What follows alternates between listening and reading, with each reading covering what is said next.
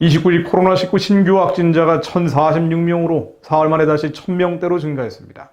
사망자는 최대치인 40명으로 집계됐고 산소호흡기 치료가 필요한 위중증 환자도 330명으로 최고치를 기록했습니다. 확진자 숫자가 급증한 데는 동부구치소발 집단 감염, 위중증 환자 증가에는 요양시설 집단 감염의 영향이 크다고 합니다. 서울 동부구치소에서 한 달 새 확진자가 전체 수감자의 30%인 760여 명이 쏟아져 나왔죠. 그저께는 첫 번째 사망자까지 나왔습니다. 법무부는 예산상의 이유로 수감자에게 마스크를 제대로 지급하지 않았다고 합니다. 지난달 27일 첫 번째 확진자가 발생한 후에 3주가 지나고 나서야 전수조사에 나섰고요. 그때까지 한 방에 확진자 8명이 갇힌 상태로 있었는데 이러한 내용의 서신 발송도 막혀버렸다고 합니다. 수감자들은 마스크를 자체 조달해서 쓰고 있었고요. 그러다가 살려주세요라는 쪽지를 창살 밖으로 흔드는 손이 언론 카메라에 잡히기도 했습니다. 수용자가 정원을 초과한 과밀 상태임에도 수용인원의 30%가 감염돼서 코로나 지옥이라는 비명이 터져나오고 나서야 환자 345명을 경북 청송교도소로 이송을 했습니다. 바이러스 잠복기를 감안하면 앞으로도 확진자는 더 나올 겁니다. 국가적 망신이자 인권 유린의 비극적인 현장이기도 합니다. 동부구치소 감독기구는 법무부입니다. 추미애 장관은 윤석열 검찰총장 축출에 몰두하느라 자기 책무인 교정시설 관리는 신경조차 쓰지 않은 꼴이 돼버렸습니다. 구치소에서 바이러스가 퍼진 시기는 추 장관이 지난달 24일 윤 총장에 대한 직무배제 및 징계 청구를 시작으로 지난 16일 정직 의결까지 윤 총장 몰아내기에 매달린 시기와 정확하게 일치합니다. 명백한 직무유기입니다.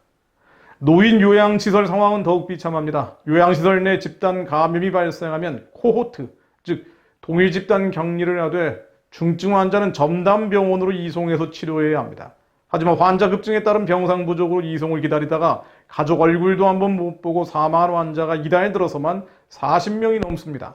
코로나 진료 경험이 있는 의료진도 없고 인공호흡기도 부족한데 코호트 격리를 하는 것은 환자를 방치하는 것이나 마찬가지입니다. 그런데 28일 문재인 대통령 뭐라고 얘기했습니까? 마지막 청와대 수석보좌관 회의에서 이런 얘기를 했죠. 세계적으로 사망자 수가 170만 명이 넘는 가운데서 우리는 상대적으로 잘 대응했다. K방역의 검사, 테스트, 추적, 트레이싱, 치료, 트릿 이 3T가 이미 세계 표준이 됐다고 자화자찬을 했습니다. 또 코로나19 백신을 충분히 확보하지 못했거나 접종이 늦어질 것이라는 염려가 일각에서 있지만 사실이 아니다. 내년 2월부터 우선순위 대상자부터 접종을 시작할 수 있을 것으로 예상한다고 밝혔습니다. 정은경 질병관리청장의 당일 발표 내용과 완전히 다른 내용이죠. 어이없는 말이었습니다. 현 정권 사람들은 누구보다 인권을 중시한다고 얘기해왔습니다.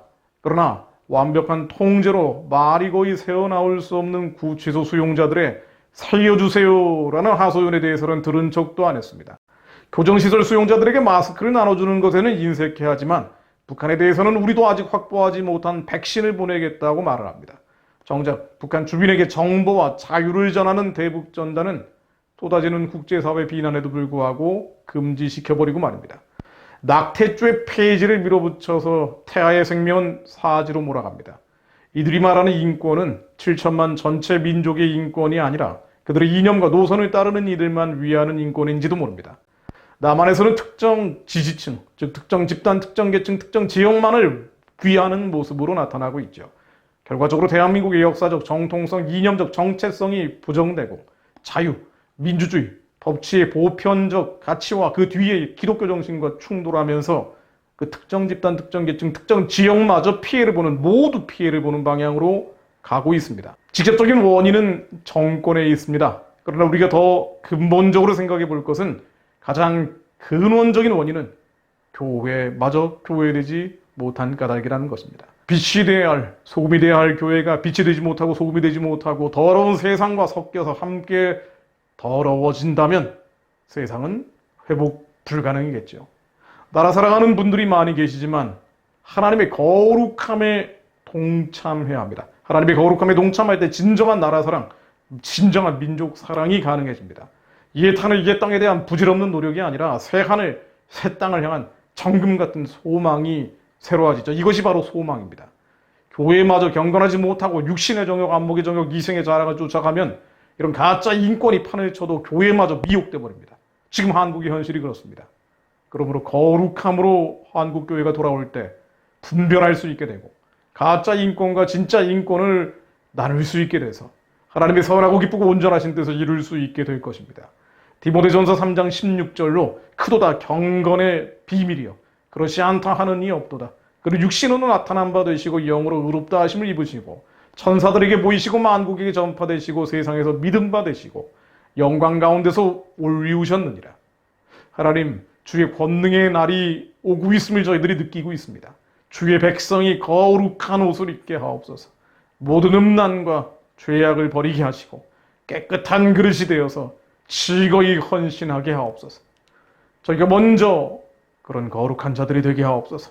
가짜 인권이 아닌 하나님을 닮아 피조된 인간에 대한 진짜 인권을 분별하게 하시고 죽어가는 북한 동족에 대한 연민을 회복하게 하시며 아직 구원받지 못한 가련한 자들에 대한 불쌍한 마음을 되살리게 하옵소서.